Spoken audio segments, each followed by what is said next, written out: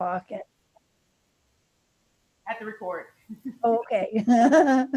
Okay. Let's see. It says leave meeting. I shouldn't hit that, should No, I? you should Okay. stay. All right. Okay. um, Thanks for inviting me to give this talk and share this time together. And greetings from Albuquerque, New Mexico. I hope that you all are faring well in the heat and with this pandemic. I know here we're about to get up to 100 degrees today, so I think we're definitely in it. So, and Fusatsu is correct. My teacher is President Tonen O'Connor, and she's the emeritus teacher at the Milwaukee Zen Center. And her teacher was Tozen Akiyama, who is also retired. Our lineage has a great fondness for the teachings of Kocho Uchiyama, Shohaku Akamura's teacher, and Hoko Carnegie, so I think many of you know, the co-abbot of Sanshin. She connected me with Fusatsu, and then Fusatsu invited me to give this talk today. So thank you again, Fusatsu, and my Dharma sister. And thank you also, Tayun Ellison, for inviting me today. It's wonderful to see you, and I've always enjoyed your comments and talks and things at the SCBA meeting. So thank you very much. So I wanted to talk, my topic today is about compassion fatigue. Compassion fatigue is a term that we hear quite a bit, but I wanted to maybe dissect it a little bit and try to understand it more. But I thought I would start first with a little bit about my background, not because it's fabulous or very interesting, but it sort of might inform, I think, how I'm looking at this topic from both a Buddhist perspective, but also a medical perspective. I grew up in Baltimore, working class parents, and my brother and I were the first to go to college in our family. I started medical school at the University of Maryland, but 10 days prior to that, my father suffered a devastating heart attack and brain injury that from lack of oxygen. He became like someone with Alzheimer's in an instant. But he survived. And caring for him with my mom and trying to complete medical school that first year weren't possible. And I took the second year off, eventually going back and finishing school after we got things settled at home with some assistance. Excuse me. But that experience really helped me to understand the frailty and brevity of life and how hard it was for patients and families when someone was ill. Excuse me. Wait a minute. I decided that I wanted to be a doctor to care for patients the way I would have wanted my mom and dad and my family to be cared for. I have not had a frog in my throat for a long time, so I'm not sure what's up with that. And then when I heard about this new field called palliative care, I decided to get trained in it after working several years as a primary care doc. I did a fellowship in palliative medicine in 2002 at Massachusetts General Hospital. And one of the coolest parts was that I got to work with this amazing chaplaincy program there. It was such a diverse chaplaincy program. They even had two Buddhist priests on the staff. And I was also lucky enough to do a year of clinical pastoral education, a unit, which is the training that chaplains go through. So that was really unusual as a doctor. For those not familiar with it, palliative care is a newer field of medicine that attempts to alleviate suffering. That's the definition. To alleviate suffering for patients and families facing a serious or life-threatening illness. That suffering can be physical, emotional, spiritual, existential, social. And in order to do that, you need a team. And that's why I really love palliative care, because we have a team of doctors, nurses, nurse practitioners, social workers, and chaplains to provide what's called whole person care, not just focusing on the disease itself, but the illness experience and the suffering that the person who is sick and their family face. It's different than hospice, which it's often confused with because hospice is care in the home for people who have generally a terminal illness and less than 6 months prognosis, although if the disease runs its natural course. There are sometimes people who go for much longer periods of time, but the focus of that care is more on comfort and symptom alleviation, as opposed to palliative care, which we do that as well, but we're way upstream in the hospital, and you can still get all your regular medical care with palliative care. You don't need to choose between one or the other. And so we see people at all stages of illness, sometimes just when they're diagnosed with something bad, like a new diagnosis of cancer. We're in to help with the pain and support as things go along. If they graduate off palliative care, we're thrilled. If things are not working, then we're there to kind of support them through that. And, so we kind of helping people make the crooked path a little straighter, I think, to help them and their families. And the guy who started palliative care, Balfour Mount, he said, whole person care requires a whole person. Until one comes along, use your team, which I love because, none of us have all those skills. So that's why we need a team, and it's all interdependent. We make one care plan for the patient. Anyway, after that training, I went to Milwaukee to work as a palliative care doc. And that year had really made me more interested in Buddhism and the spiritual lives of patients and even my own. But I had been trying to practice on my own and realized I needed a teacher. So I had the incredibly good fortune to stumble into the Milwaukee Zen Center shortly after arriving and meeting Tonen O'Connor. And I still remember her kindness that first evening I went to ask questions. Very natural, approachable, inviting. Come back if you want to. If you don't, that's okay too. And so I started going, and I loved it. It wasn't a scene. She wasn't a guru. It was all about the practice, and it has come to be called what I like to say is no nonsense Midwest Zen.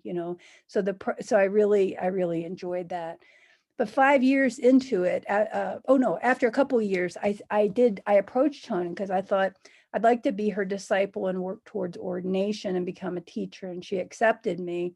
I told her at that time I wanted to get cooked, which is kind of a joke because you're like never cooked, but I wanted to dive deeper into the teaching. And so I would say at this time, I'm still stewing, I'm still cooking, I will never be cooked.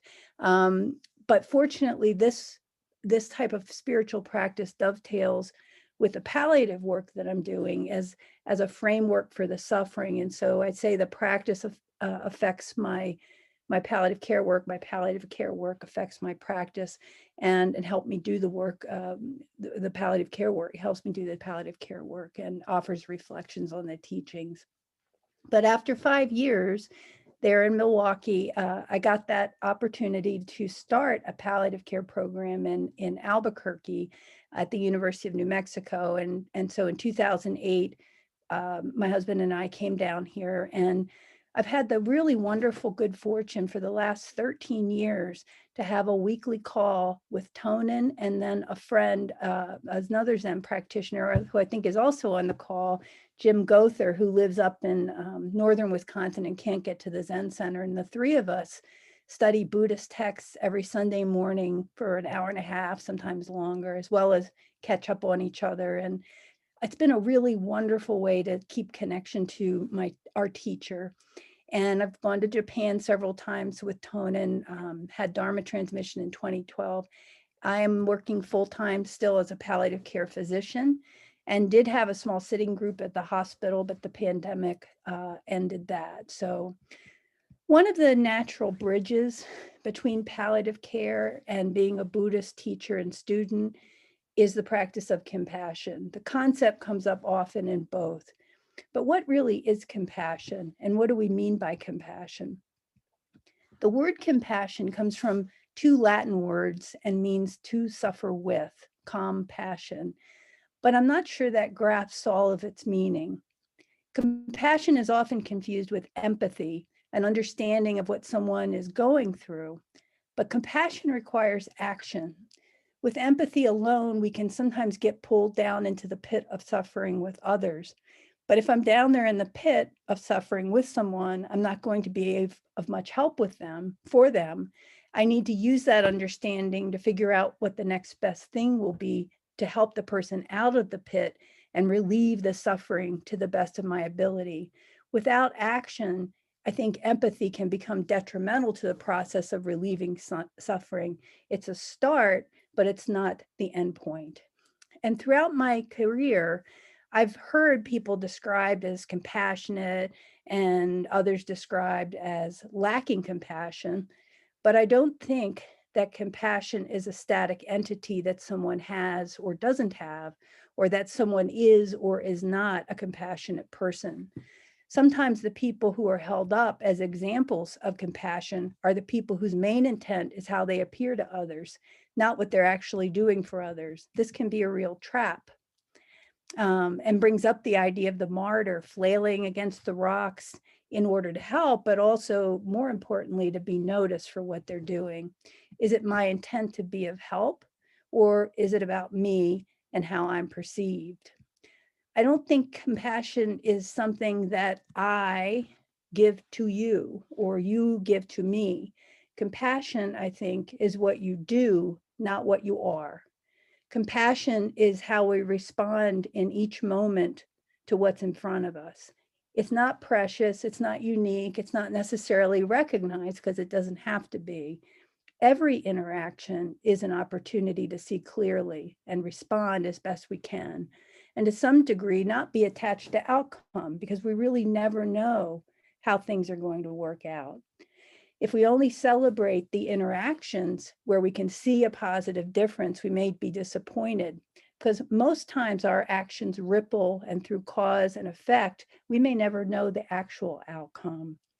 So compassion is about this relationship, the relationship between two entities or more. And like we say in the meal chant, may we with all beings realize the emptiness of the three wheels, giver, receiver, and gift. It's all one. But who's the giver and who's the receiver, and what is the gift? I know in palliative care, I've learned as much from patients and families, I think, than I've taught them. And I've learned as much from my colleagues and my chaplain colleagues and social workers. It's that thing, I think, it's that connection where you say and look to someone and say, you matter to me, and I'm going to listen to you, and you and I are in this together.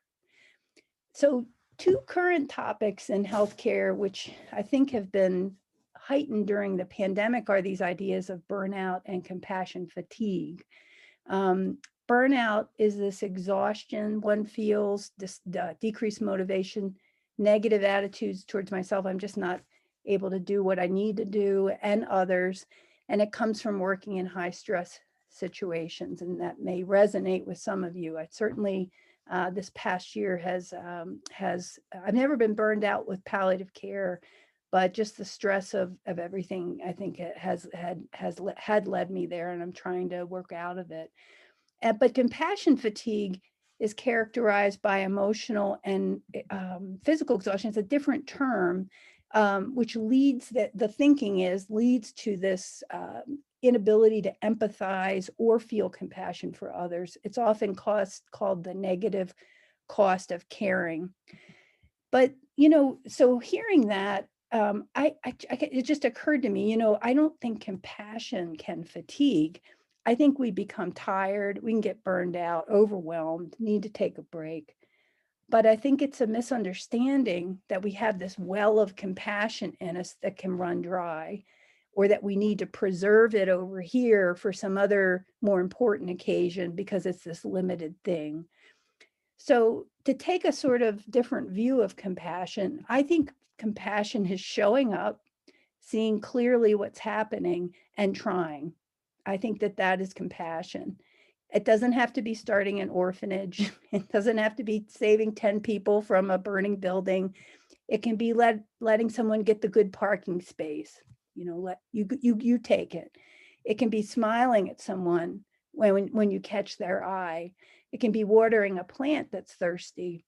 It can also be showing compassion, I think, to yourself when you've fallen off the path. And when I think about compassion, I think about Avalokiteshvara, our chant we just did, the Bodhisattva of compassion, the hearer of the cries of the world. She's the hearer, the listener. She's not the fixer of the world's problems. And I think that's of profound importance. And You may know the story about her, but I sort of like it. She vowed to save all beings from suffering, right? And she was trying to pull everyone out of the hell realms. Now, she wasn't in the pit of the hell realms with everybody going, oh my God, I feel your pain. She's up on the top there on the edge, pulling people out of the hell realms, but people kept pouring into the pit. And she pulled everyone out finally and was like, wow, woo, I'm done, I'm finished. But then she turned back around and she saw like millions more people falling into the pit. And then her head exploded because she was so overwhelmed that she couldn't handle it. But fortunately, Amitabha Buddha had compassion for her, and he took all those shattered pieces and built her 10 heads and put his head up on the top. And he also gave her 1,000 arms, and in each hand on each arm was an eye to be able to see and respond and see and respond. I love the image of her, especially of the 11 heads. And so she's the Bodhisattva of compassion. But if you look closely at some of the statues, not all of them, but not all those heads up there are like really, sort of calm, loving Buddha heads. Some are really scowling. Like, they look, they're not smiling. I think, what is that about? But it's because sometimes compassion isn't just all waves of kindness, sometimes it's telling people things they don't want to hear or disagreeing with someone. But the most important thing is the listening. Hearing someone is very powerful. Instead of don't just stand there, do something. It's don't just do something, stand there and really deeply listen. And that in and of itself is a powerful gift that many people don't receive in our fast-paced, chaotic world. So how do we discern which face of Avalokitesvara to show in each circumstance? We first need to discern what it will be beneficial before we're acting. And I love Tonen's quote because she says the Buddha's great question is, what's really going on here? Can I see clearly what is happening so then I know how to respond? Or do I have these glasses on that are like funhouse mirrors that distort everything? Trungpa Rinpoche and Pema Chodron coined a term called idiot compassion, which they described takes us to the place when we're just displaying compassion to others, but we end up letting them walk all over us. Or they're beating us in the head and we're still saying, oh, I love you, everything's fine. Or often when we're trying to avoid conflict and they're not seeing clearly. So if our lens is distorted and cloudy, we can't see clearly, we can't see what's really going on, and what we do may often miss the mark. What clouds our lens? Frankly, the three poisons are greed, our anger, and delusion. The delusion being the false belief that I'm separate from everything else and unchanging, that I'm the lead actor in this play and everybody else is a supporting character. It's being reactive in habitual ways instead of discerning, then responding. So we need to calibrate ourselves, look past our own wants and needs and preferences and expectations and see what's really going on. And to be able to respond to what is in front of us, not reflexively react in conditioned ways. So I tell our trainees in medicine that they themselves are instruments of care. In palliative care, we don't have a scope. We don't have like a tool. We don't have a paliscope, which like we could wave over people and it tells us what's going on. We have to use our own bodies, our own persons as these instruments to hear, see, feel, sense. And all that is data to understand a situation. But we need to fine tune this instrument and can only go as deep with patients as we go with us within ourselves. And for Buddhists, Zazen is the fine tuning. Sit down, be still, and sit with whatever comes up, not reacting or clinging to it, but observing and letting it pass like clouds across a mountain. Buddhist study is also the fine tuning. So is having a teacher and being part of a sangha. We are never perfectly tuned, just like we're never cooked. Each moment of every day provides an opportunity for calibration and practice, and to practice compassion. For instance, if in my medical practice, I need to know what's my stuff and what's the patient's stuff, what's the best medical care in this situation. As an example, if every middle-aged man with a heart attack I saw reminded me of my father, I wouldn't be able to provide the best care for that unique person. The fact that my father had a heart attack when he was middle-aged can help me understand and empathize with this person and their family, but their experience is theirs, not mine, and I need to respond correctly to the needs of that person and that family. And I also think it's important to remember that good decisions and actions don't always have good outcomes, and bad decisions and actions don't always have bad outcomes. Sometimes we'll see the benefit of things that we do, sometimes we won't. I have a really hardworking palliative care team, and a lot of times they'll fall into, oh, we weren't able to accomplish this, we weren't able to do this, the cup, being half empty instead of half full. So I devised a motto, especially when the workload is heavy and everyone's tired. Our motto is, I tell them, we show up, we're clean, and we try. That's what we're doing. The clean part sometimes gets left out, but we show up and we try, and that's what compassion is. And also trying to think in those interactions.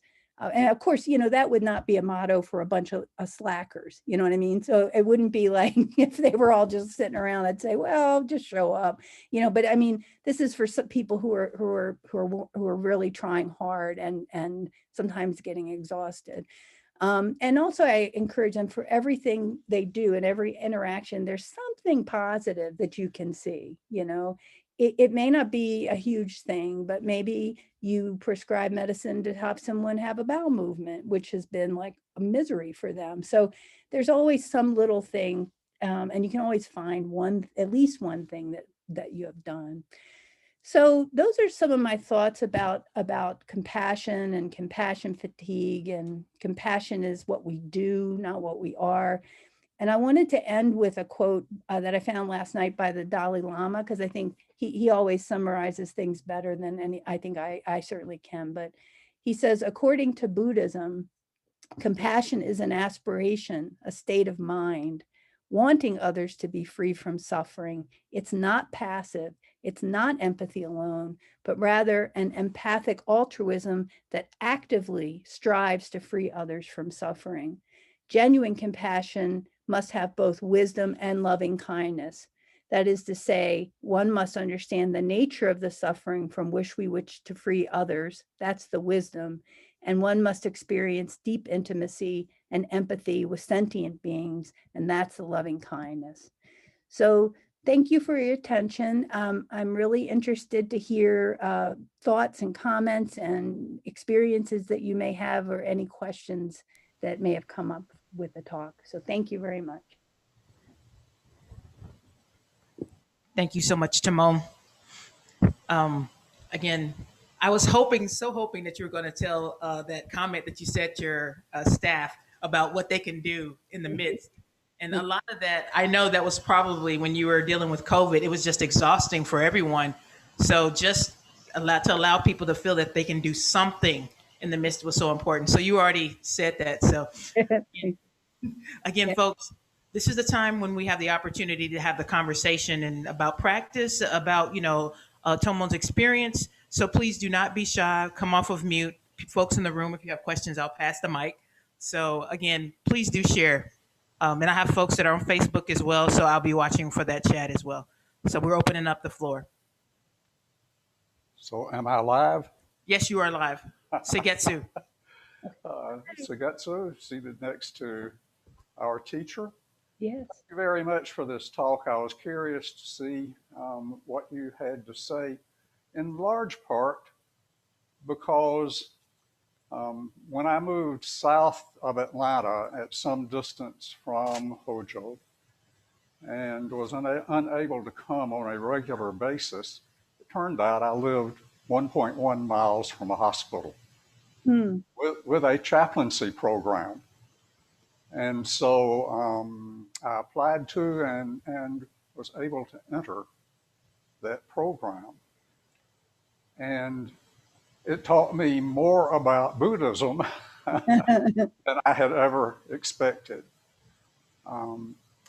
And it taught me more about the importance of showing up, not necessarily about having something that you could do, but about listening. And not even necessarily being supportive, but simply being there. So when you made the comment that compassion is about showing up, that just sat deeply with me, and I wanted to thank you for that comment, and urge anyone who might feel so moved, so to speak. Chaplaincy training is a really good adjunct to Buddhist practice. And it's an opportunity to demonstrate, at least down here, that devout Christians can have successful interactions with those who are not. So it was an opportunity for me to learn about their practice and for them to learn about mine. And that's just in the context of chaplains training each other. But they taught me a lot about just being able to sit there and be non-judgmental. I'm afraid I don't have a real question, but an appreciation for what you're doing and for the importance of something like palliative care.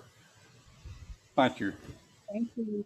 And appreciation for what you're doing as a chaplain too. I think I learned more from the chaplain than I did from anyone else during that year.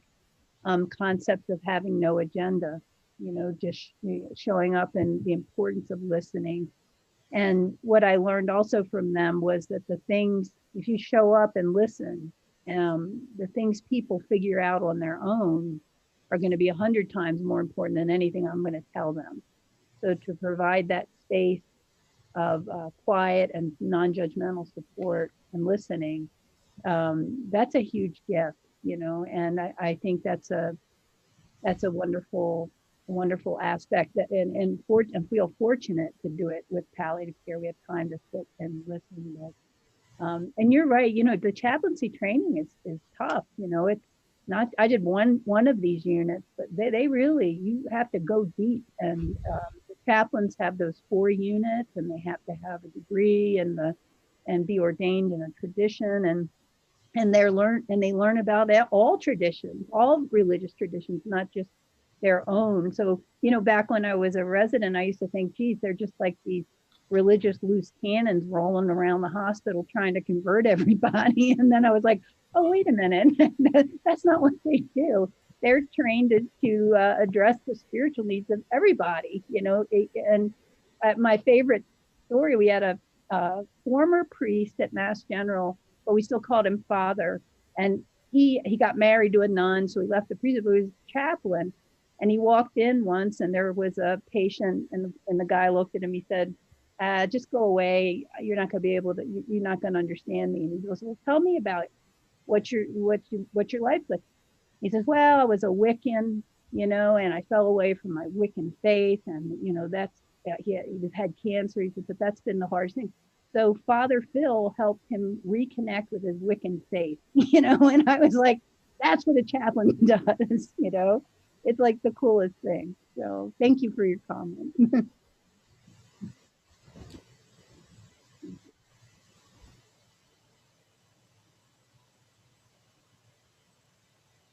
Yes.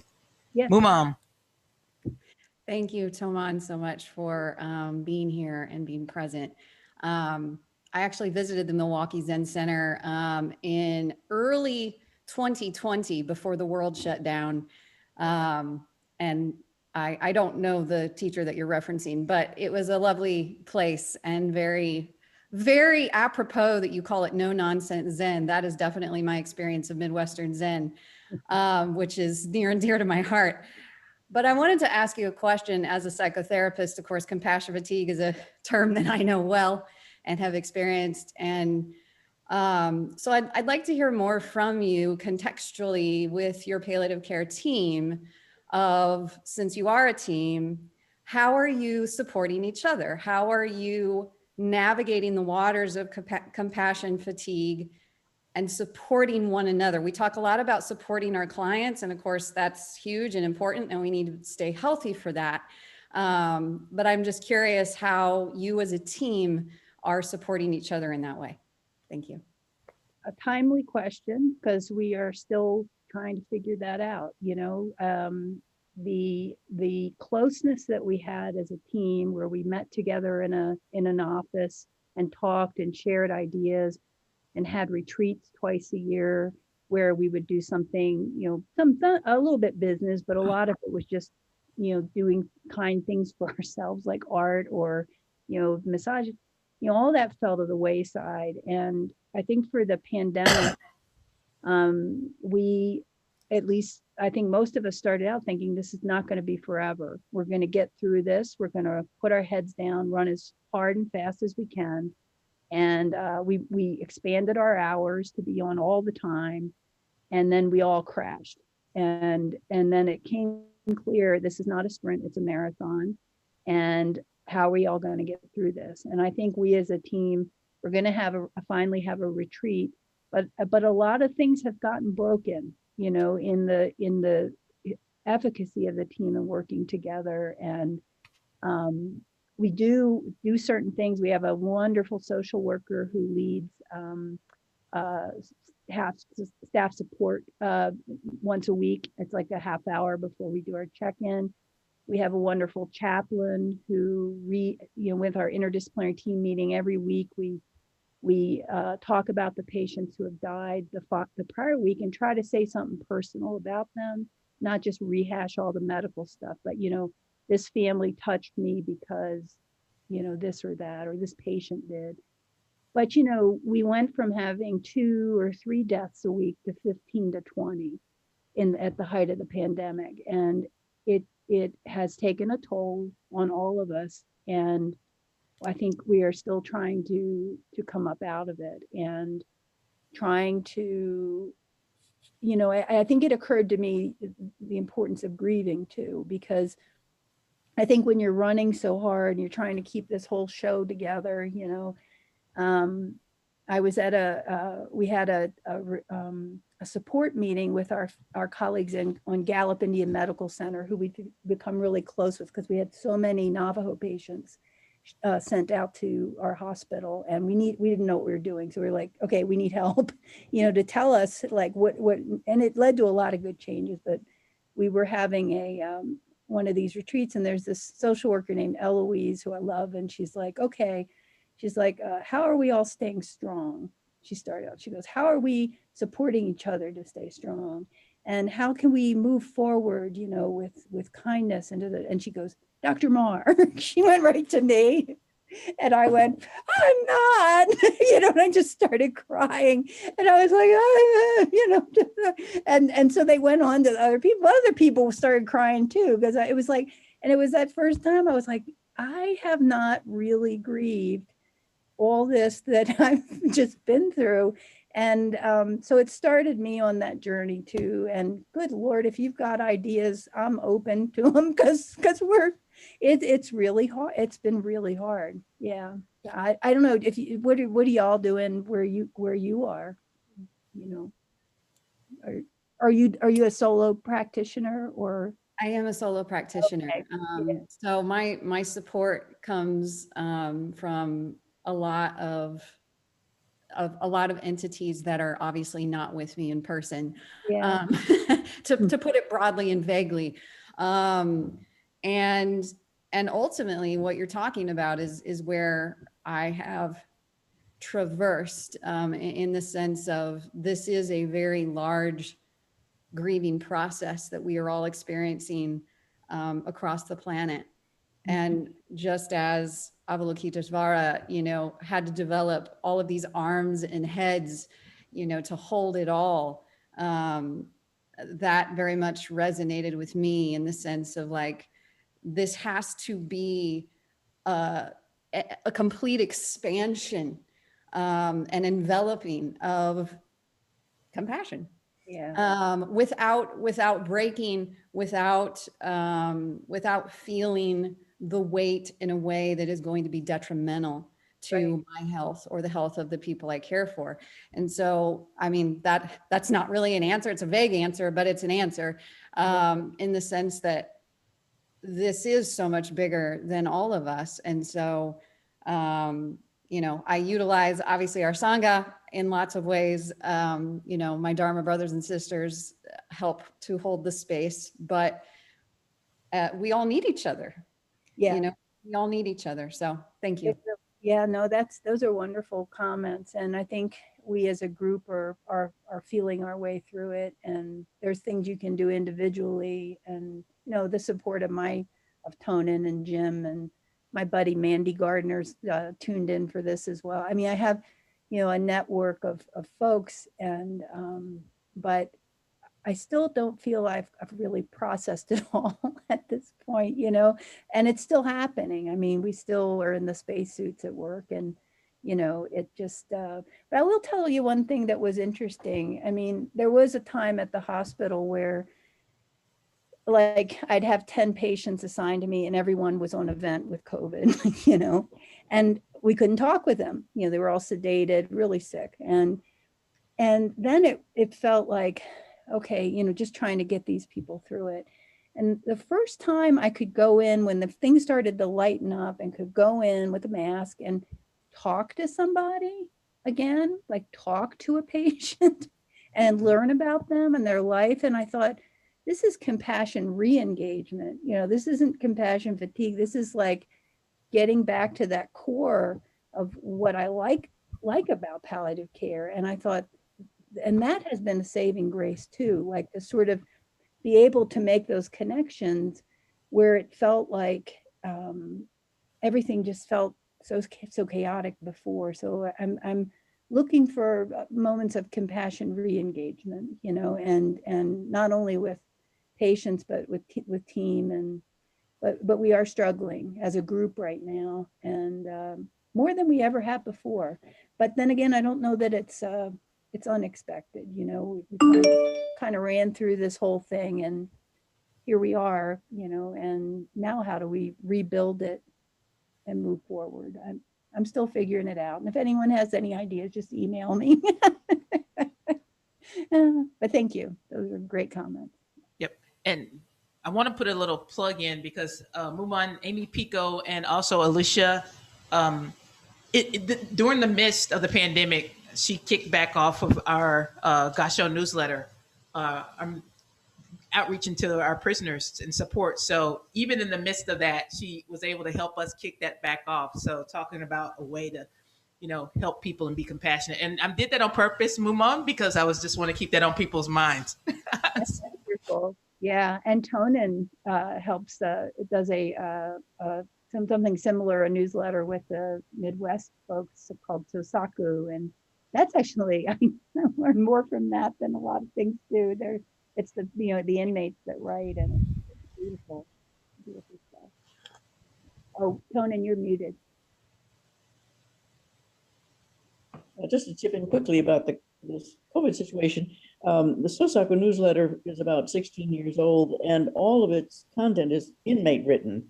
It's edited by an inmate.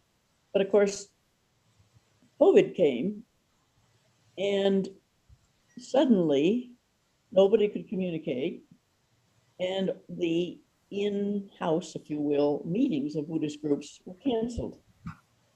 So a kind of wonderful thing happened.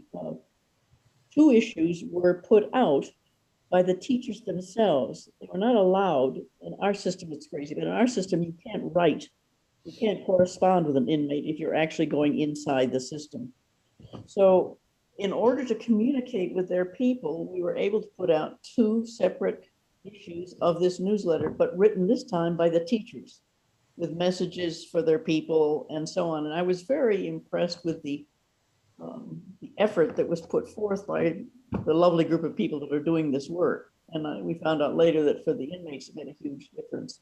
So just another surprising kind of nice thing. Thank you, Tom. Things that arise from an unexpected way. So again, thank you for that. Yeah. And again, folks, if you have a question or comment, please come off of mute, raise your hand. Folks on Facebook, throw the comments in the chat for me. Awesome. Comments, questions from the Zeno? Oh, somebody's got their hand raised. Hold on, let me see. Kosetsu. Kosetsu, we can't hear you.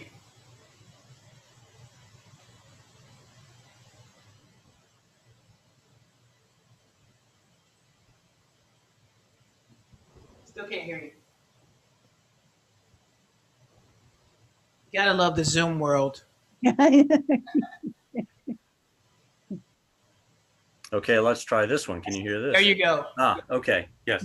So thank you very much. I was very interested in the definition of palliative care because I didn't know anything about that it was to alleviate suffering, and not only for the patient, but for the family and others as well.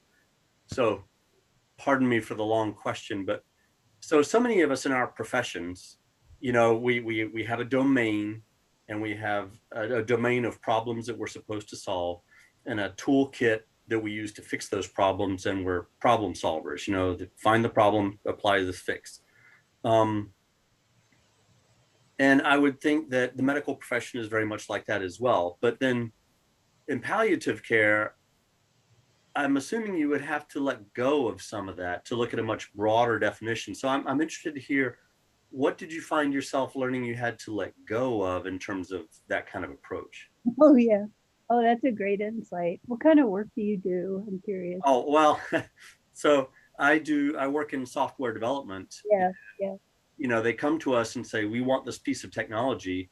And I'm often asking, well, but what is the business problem you're trying to solve? That piece of technology may not be the best approach, but same kind of thing. Yeah.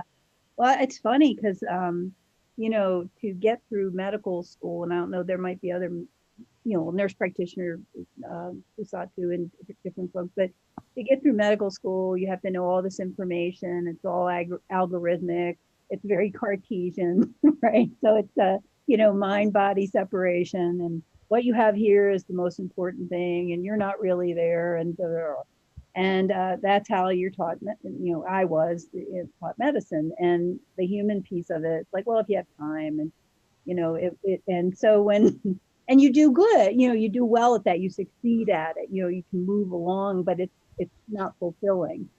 And so when I went and did palliative care, and especially the unit of clinical pastoral education, it felt like a deconstruction of all those things that I was really good at. You know, I was an outpatient doc, I was, you know, that, you know, but you deconstruct it all down, and you're at this pit where you realize you feel like a really crappy third-year medical student, and you're afraid to do anything. And then slowly you build up the skills again from other people often that you learn from. But I remember being in my CPE unit with a rabbi next to me. So it was a few docs and a few nurses, and so, but it was also a regular CPE group. And there's Rabbi Ben, and we were both at the nadir, and we were both like, we were almost like hugging each other. We were like, we don't know how to talk to anybody, you know, which is ridiculous. Like, we don't, but it was just like complete loss of any confidence in what we were doing. And then slowly, like, you know, practicing and building it back up to still be good medically. You know, you need to know medically what's happening and have the ability to say, I don't understand this. Somebody sit down and tell it to me.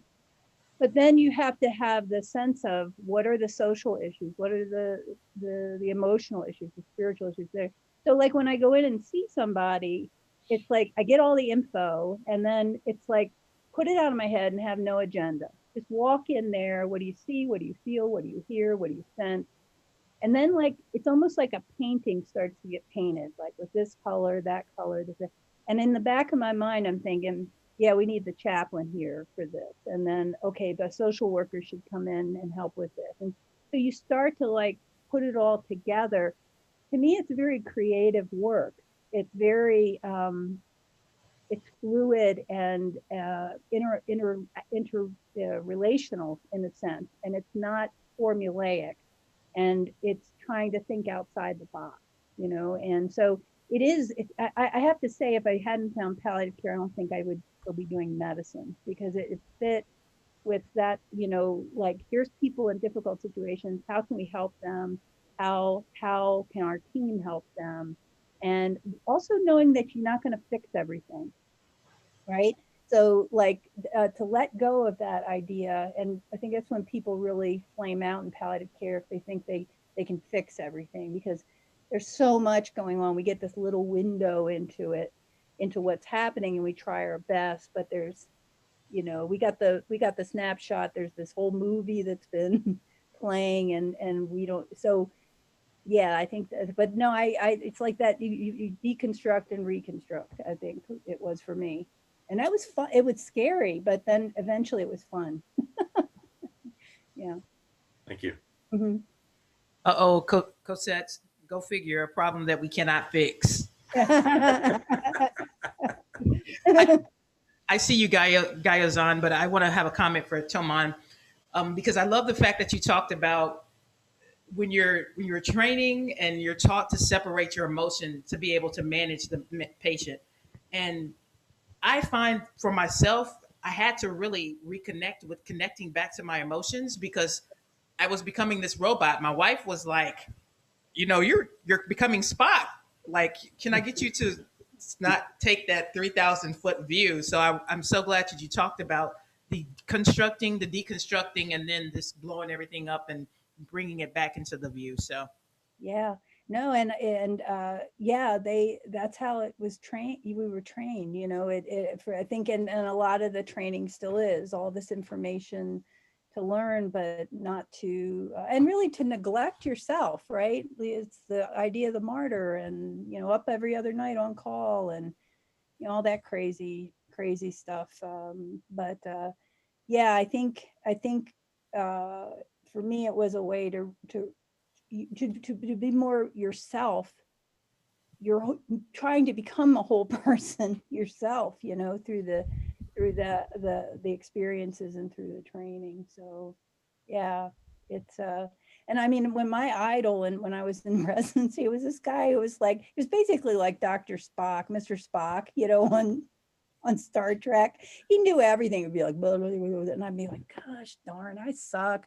I'm never going to be like that, you know, where I can just sort of like, you know, rip off on Harrison's textbook. And then, but I eventually found where my strength was. It wasn't in being the intellectual, you know, at the drop of a hat. It was, you know, the more human piece of it. So that's, you know, anyway. we're so glad you kept that human piece of yourself. Oh, I'm trying. Yeah, thank you. Gaia's on, Larry Leduc. I saw your hand up. Thank you. Tomon, thank you so much for a wonderful talk and for sharing your experiences, you know, applicable to really all of us. Yeah, when I was in medical school, we did focus on the biopsychosocial model to some degree, but we've gotten tremendously away from that. And I can't think of a more soul-crushing, creative, you know, pushing creativity away, constricting process than medical school and residency in that sense, because you're focused on solving problems, as Cosettes was saying, looking at the problem list, solving the problem. And after, you know, 16 years of industrialized education focusing on problem solving, there's an awful lot of information that's excluded, and it seems to me. And the biopsychosocial model made an attempt to explore those dimensions, but it was always, and you probably recall this, in most med school classes, or even in residency or in rounds, the social dimension, the psychological dimension, was mostly viewed as irrelevant or not important. Yeah. And unfortunately, that information was so critical. And so without the right right amount of information, the right dimension of information, doctors find themselves quite scared. We don't have information, so we have to order more tests. And you know, and then what are we going to do with that, right? Once we have the tests, and they point in disparate ways. This is a long-winded kind of a response. I don't mean it to be, but it's complex. Yeah. And I appreciate the opportunity to share this with you.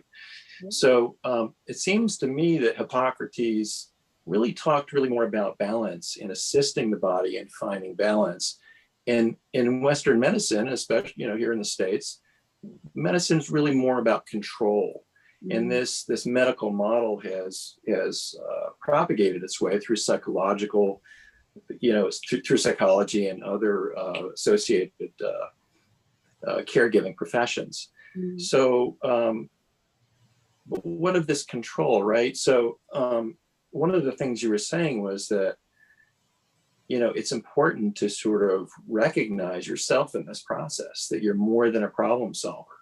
You're more than a controller, right? And really, can some of these problems be solved physiologically? Can some of these, you know, can this be controlled? And it's really sort of impossible.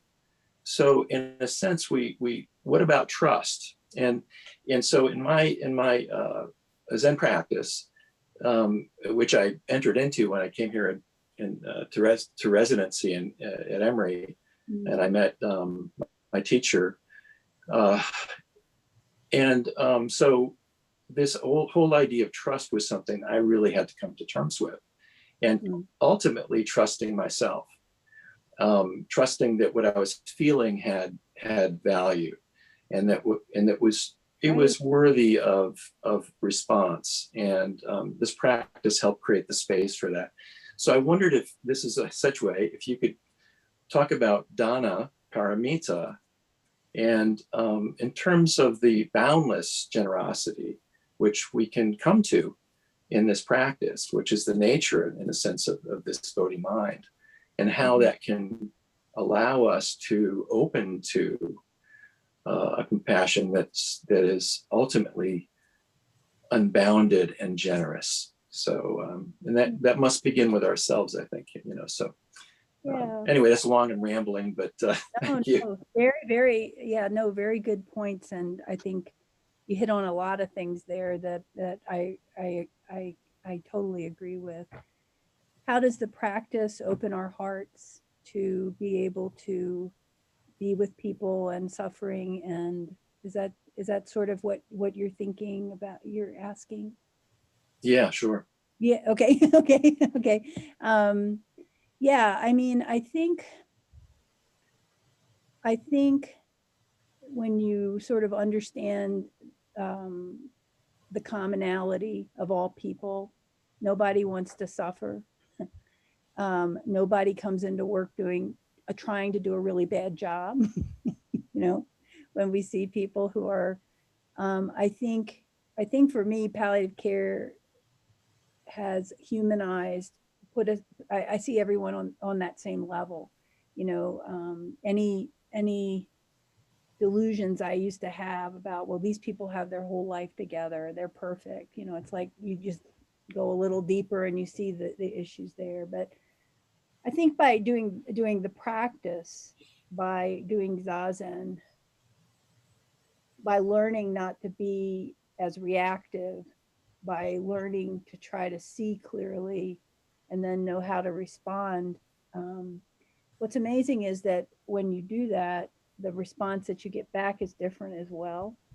And I think the barriers that we may have put up from our medical training, not to feel, not to become too close, you learn to find that balance in it, to be open, but still have your clinical, you know, kind of acumen, but to be open to the emotions and to feeling the emotions, but knowing that it's not your story, you know. So I think for me it's certainly helped me do palliative care through this, you know, kind of that concept of strong spine, soft front, you know, like you're upright, but I can handle then what's coming to me and then respond, I think, more in a better way than before, where I was more in my reactive sort of habitual ways, and to be open to be surprised by things, to not know, to go from the point of not knowing and then being curious, about it. I think it's all about curiosity, frankly. Palliative care is to be interested and curious, and then be surprised, and try to find the positive in a situation as well. Like I think I joke sometimes, with our team, like, okay, yes, the whole family is coming in drunk, but they're coming in, to see the person. So like, you have to sometimes see the positive there. And, but does that answer the question? I feel like I might have missed the question. I'm sorry. His rambling kind of comments and, I don't even know, but thank you so much. Okay. Okay. Yeah. I have one. Well, Roshi. I just had a quick response to that. We talk and think a lot, I think, and look at our practice as how does it affect our profession? How does it affect our daily life? How does Zen, the arrow pointing from Zen to the rest of our life? And I've been asking people here in our online conversations to kind of look at it from the other way around. See how you can see your profession, and if you're in the helping profession, the medical profession, how is that really reflecting back into your practice? And I think, in other words, I think it's a two-way street. Mm-hmm. And it's more common, I think, for us to talk about how Zen affects our daily life and comes into our profession. So I come from a design background, and they say if you have a hammer, everything looks like a nail. If you're a designer, everything looks like you can redesign it. So it's not necessarily a good thing. But certainly design, my training in the design Bauhaus approach to problem solving, which you've been talking about here, has helped me design my approach to Zen, or our approach to Zen, and design physical things like the layout, the Zendo, et cetera, et cetera, et cetera. But I've also seen a very powerful effect on how Zen has fed back into my sort of design thinking, if you will. Mm-hmm. And so, or how design thinking is fed back into Zen. Mm-hmm. And that's, I don't think it's simply because I'm a designer. I think that applies to all of us. We all Yeah. have different professions, but I think it goes both ways. Maybe it'd be interesting to hear you conjecture about how the medical reflects back on your understanding of the Zen practice. Yeah. Well, I think, yeah, that's it. I agree with you. I think it just dovetails back and forth. Everything, affects everything else. And I think that, old age, sickness, and death, suffering, is what we see on a daily basis in palliative care. And I think that for me, it sort of gives fodder, I think, for the practice. I think a deeper understanding of the teachings by, I would say every day, in seeing patients and interacting with them and our colleagues and et cetera, provides opportunities to practice, and also informs, I think, the practice as well. I think so. I don't see it as a. I think it sort of dovetails, and for me, it's sort of combined. I think that with both things, I started to sort of toss away things in my life that seemed superfluous or not as essential, and started to focus on things that were more important, or that I valued. And but I think it's a constant opportunity for practice. I think that is the work, and I think the teachings and Zazen all help me. At work, I'm not like, hey, there's the Zen person, I'm just a doctor. And so, but it helps me think about things maybe in a different way, and about compassion and our colleagues, like using all those same things we do with patients and families to our colleagues, right? Because everyone's trying and everyone's suffering to some degree, and just trying to have that sensibility. It's a good question. Yeah. Your palliative care definition sounds very much like Buddha's definition of what we're doing in Zen. In Buddhism, he said to be the first physician or psychiatrist or whatever. Yeah. Yeah. Concerned with suffering. And so your definition of palliative care that sounds like what we're doing in Zen. Yeah. Yeah. Yeah. Right. And yeah, it's fascinating, really. It's never, and what you think is the source of suffering may not be a source of suffering. Right. I had a patient who had metastatic gastric cancer, and her suffering, you'd think, well, she's going to be dying soon, or pain or things. She goes, no, my husband committed suicide or suicided last year. And when we were in our church at the funeral, the minister got up and said, he's going to hell. And then the family stood up and was like, wait a minute, what are you doing? And he kept going on. It was a very kind of fundamentalist, and that he will be in hell because he committed to, ended his life. And the family was actually standing up and screaming at him, and left the church. And for a year, that was the source of their suffering. So to this woman, her cancer wasn't the source. It was that she potentially wasn't going to see her husband in the afterlife because he had ended his life by suicide. And so I still remember our wonderful chaplain going in, this was in Milwaukee, and saying to her, he was like, well, what do you believe? What do you think? And she says, I don't think it's true. He said, I don't either. And so they went forward from there. So, it's sometimes it's digging, and being curious and trying to understand that person to try to help them best. So. That's conventional wisdom in the Bible Belt. Yeah. I think, it was, that was her suffering, Yeah. Thank you. for Thank that. you. And Ungun has his hand up. Thank you so much for being with us. I read somewhere that, and I'm sorry I can't give you a reference on this, but that the core of Buddhist compassion would be trying to save all beings, free all beings, but to try to get these individuals on their own path to awakening. So my question is, in your practice, as a practical matter, do you avoid Buddhism, or do you push it, or are you just sort of in the middle on it? Yeah. Well, that's a great question. So I started the program here, and it was just me and a nurse practitioner. And I really wanted us, so we were new to the hospital. They didn't know what we were. And it was really important for me to put on a white coat and look as cardiologist as the cardiologist, that this is a legitimate medical field. This is what we do. This is not what we do, So it was a very strong effort on my part to make it legitimate, to get legitimacy in medicine.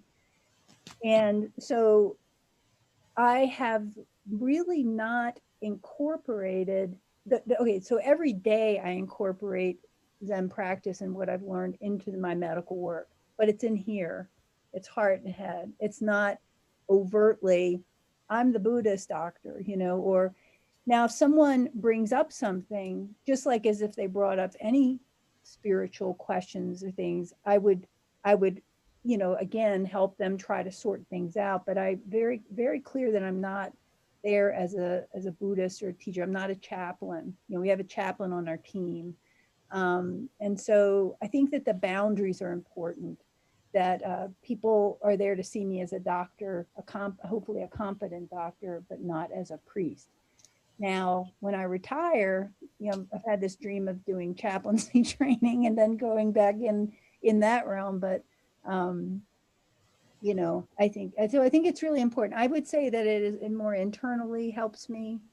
And it's a way I lead my team. It helps inform how I go about the days that I have with patients and interact with patients, trying to be non-judgmental, no agenda, open, but not, I made a conscious effort not to, wave the Buddhist flag when I ran into the hospital the first time, so to speak. Thank you. Yeah. And I think I saw Gaio Zan's hands up, but it's now. Did you have another question, Larry? Are you good? Right. I think we have time for one more question or comment before we close it out. Anybody here? Chicago. A quite fascinating talk. I'm a social scientist. Can you hear me? Yes. I'm a social scientist, and I'm at Georgia Tech, and I work a lot with engineers, people who not only know they have the right answer, but how to solve it. One of the things I was thinking. Sorry. Go ahead. Sorry, My phone rang. the world isn't permanent, right? Excuse me. One of the things it occurred to me as you were talking is that I perceive what seemed to be a shift of units of analysis. That is to say, rather than solving a specific medical issue, the inflammation of organs, to I'm not solving that problem. I'm looking at. Sorry, keep going. I'm looking at the context, right? I'm reading a book by Carlo Rovelli on quantum theory, and he's talking about a shift from object observer to relationships, which is phenomenal. So it seems to me, I guess my question is, what I'm hearing and I'm fascinated by is what seems to be a conversation of medicine as shifting from fixing a broken object, if you will, to understanding a nuanced relationship. Yeah, I think that is, I think that the majority of medicine still is problem fix it, which is great. I want a surgeon that fixes my broken leg, or I want it, whatever. But I think it also has to be balanced by this other sort of focus that's not on a specific organ, but on, gosh, I'm so sorry. I keep trying to turn this off. Not on a specific organ system, but on the person. The person is the subject, and the person is the text. The person and their family are the text. And so I think that so it's sort of subversive, right? We go in and we're like, yeah, I can diagnose, so you're have hydrocortisone deficiency, blah blah blah. But then we do the other stuff, which is important, and I think that it is slowly affecting how medicine is being practiced, because we do a lot of training for communication with other doctors, talk about compassion. Don't call it Buddhism, but talk about compassion and how to address suffering. So we're doing all these different things, and I think it slowly is making an impact. But as Fusatsu and I were talking about, I mean, the medical system is there's a lot not good about it right now. And if we had a system where the goal was to treat people the best we can, for the most effective way, for the least amount of money, we wouldn't have the medical system we have right now, which is with insurances and margins and things like that. It would be different. And I'm just hoping we get to the point where this approach to medical care isn't just for people who are seriously ill or end of life, but for everybody. to have, what are the social situations in this person who has depression? What is the spirit? How does their spiritual belief affect how they see their illness? I wish that we could kind of have this comprehensive type of care for everybody, not just when you're really sick, because I've had people say, God, I wish I'd have had this, like, earlier, and not just now. So anyway, I think there's changes are slow, but I think with the corporatization of medicine, I think we're still in a long phase until we as a priority shift. I mean, honestly, why did palliative care is great, right? People love it, providers love it, but why did we get our foot in the door in such a big way? Was because someone demonstrated, nationally, that it saved money for hospitals. Because if you talk to people and sit down and find out what they want and what they need, a lot of times they're like, well, I don't want to be in the hospital now. I'd like to get home, or I'd like to do other things. And so in a way, it can decrease. Just doing palliative care can help decrease. And that's what got the bean counters excited about it. So, I, as a head of the program, I talk the bean counter talk, but then we go back and do our thing, and I just think there's a lot unsettled in medicine now. And I'm hoping we can get insurance for everybody, sort of a Medicare for all. That's my dream. And we can focus more on people and what they need, and less on what insurance will cover and, that kind of thing. That's my thinking. Thank you for teaching. Yeah. Gotcha. Tomon, Yes. thank you so very much for your knowledge, your wisdom, your presence, and just being you. Thank you, Satu. Right back at you. You bring great joy and energy to everything that you do. So Thank you. the medical profession is very happy. We're very happy and very grateful to have someone with your training and your knowledge and your education in the midst.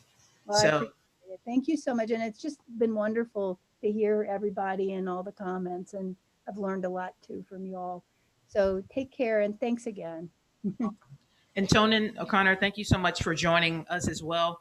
We welcome your presence, and we can see the fruits of your teaching expressed in Tomon. So thank you so very much for dropping that seed. Do you know how to take a Kodo Sawaki Roshi once said that unless a student surpasses the teacher isn't worth much.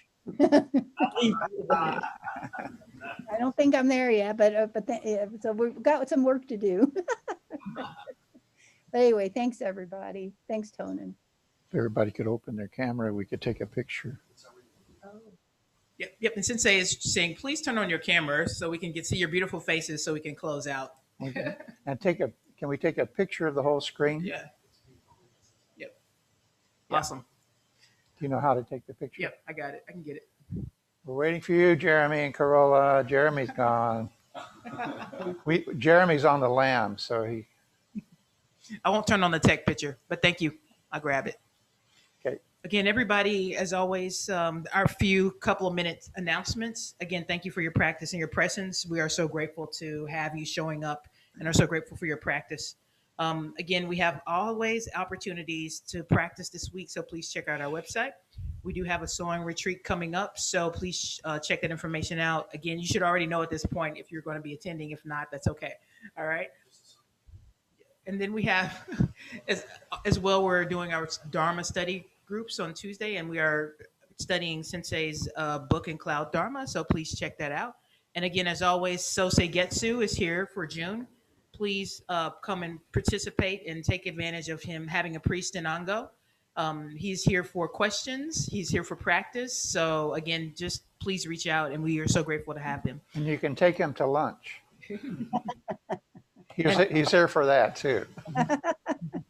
And as always, we thank those that are consistent givers for what you're giving. Provides us the opportunity to continue to be able to have practices and offerings. And if you're not, we ask that you may consider doing that in the future. So again, thank you as always. And we'll have Suki help us close out with our Dharma closing verse. Gasho, everyone.